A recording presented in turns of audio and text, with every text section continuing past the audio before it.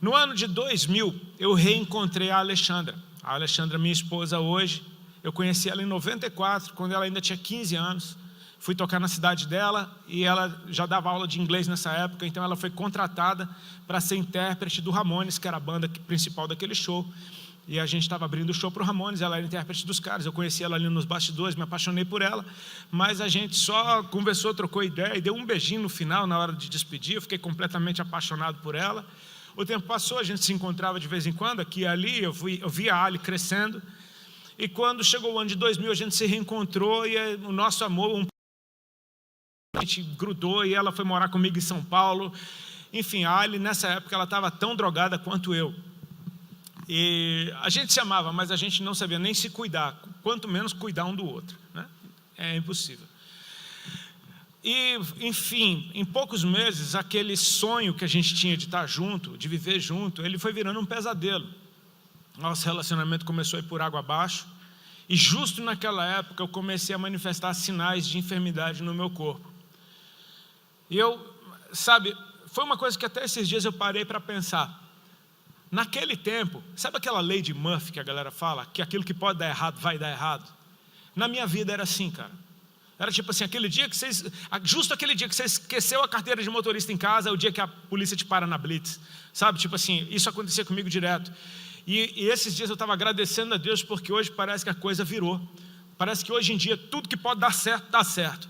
Tipo aquela pequena brecha para dar certo. Não estou falando que o evangelho é um mar de rosas, eu não estou falando que você não vai ter dificuldade, mas eu estou falando de um favor e de uma graça. E eu percebi algo acontecendo na minha vida. Cara, eu estou vivendo numa estação onde a lei de Murphy é o contrário. Assim, às vezes tem pouquíssima chance de uma coisa dar certo e ela vai dar certo, sabe? E eu consigo perceber Deus nisso. Mas naquela época era bem difícil.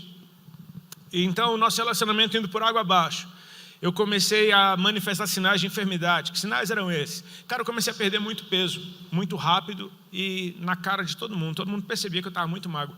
Eu vejo de vez em quando algumas fotos daquela época. Cara, era realmente assustador.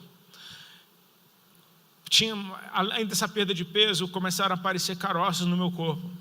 Alguns na região da virilha, outros na região das axilas. Eles aumentavam de tamanho, eles não desapareciam. No começo eu achei que era uma ínguazinha, que ia desaparecer com o tempo, mas não desaparecia. E aqueles caroços aumentando, se multiplicando, e eram muitos debaixo do braço, e doíam demais, eles não me deixavam esquecer que eles existiam, porque não era simplesmente um caroço ali, era algo doendo muito. Eu sou filho de pai e mãe médicos, passei a vida inteira, desde criancinha, brincando com estetoscópio, brincando em corredor de hospital. Então, sintoma de doença era um treco familiar a vida inteira. Eu sabia que eu tinha alguma coisa séria. Só que ao mesmo tempo, de preservar o personagem que todo mundo gostava, porque a vida inteira, de repente agora eu sou aceito por todo mundo, eu não queria perder isso de jeito nenhum. É inconsciente, mas você simplesmente vai preservando uma imagem que não... Eu decidi não fazer exame algum e pensar, cara, se eu estiver morrendo, eu vou morrer, eu não quero nem saber, na ignorância até o fim. Ou seja, eu me tornei uma pessoa extremamente amarga, extremamente difícil conviver comigo. Foi nessa época que a Alexandra se lembrou do Deus dos pais dela. Aquele tipo de pessoa que conheceu Jesus na sua infância, mas nunca... Toda vez que alguma coisa dava errado na vida dela, ela corria para dentro de uma igreja e aceitava Jesus de novo. E ela passou assim a vida dela. Ela era esse tipo de gente que você talvez conheça alguém desse jeito, que vem na igreja arrebentado, diz, Jesus eu te amo, sai da igreja e vai para a rave. Entendeu? E a Ali era da rave mesmo. Ela tomava êxtase toda noite, era tipo bizarro.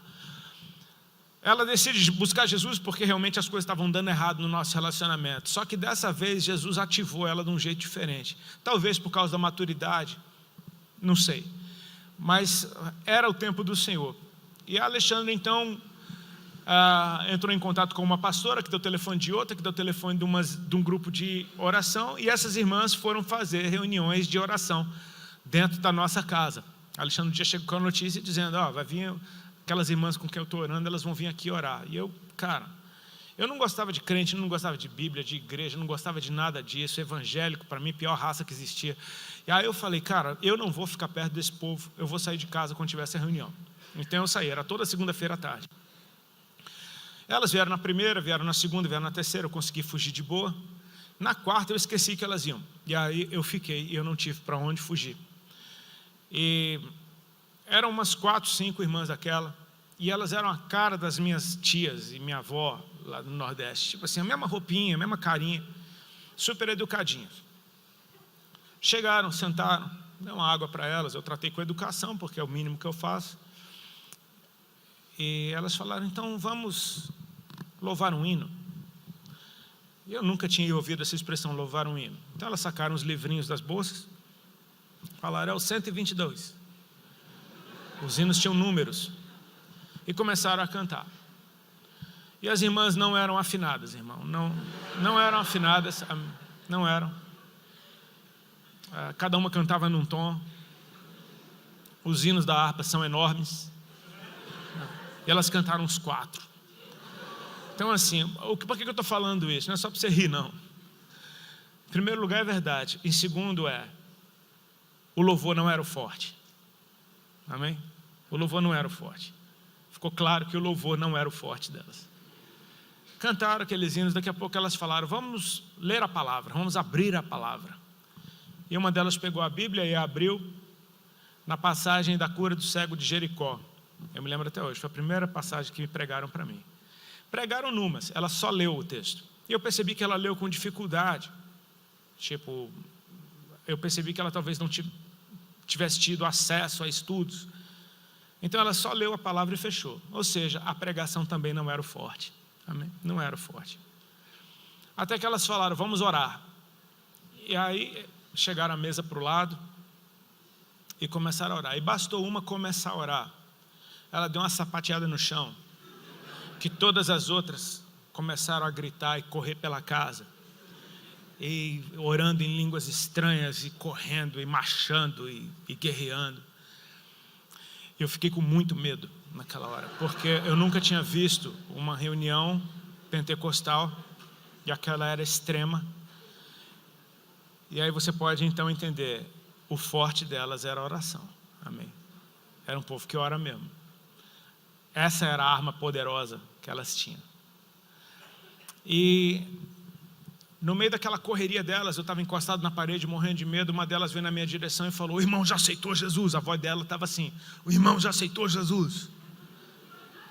E eu falei, já. Com medo. E a Alexandra falou, não. Aí me entregou. A irmã falou, o irmão quer aceitar Jesus? Falei, quero. E foi assim que eu entreguei minha vida para Jesus.